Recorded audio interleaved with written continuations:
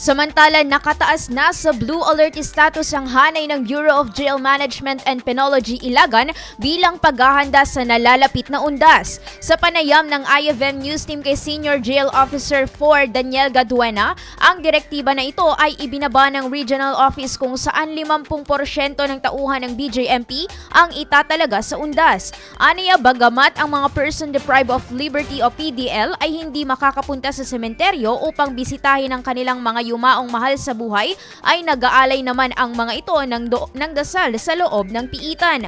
Dagdag pa ni Senior Jail Officer 4 Gaduena, inaasahan ng kanilang hanay na dadagsa ang bilang ng mga dadalaw sa piitan kung kaya't mahigpit na pinapaalala na bawal magdala ng mga kontrabando sa loob katulad ng alak at sigarilyo. Sa pamamagitan nito ay mapapanatili ang kaayusan at kapayapaan sa loob ng piitan kung kaya't nararapat na sundin ang mga ipinatutupad na patakaran ng BJMP.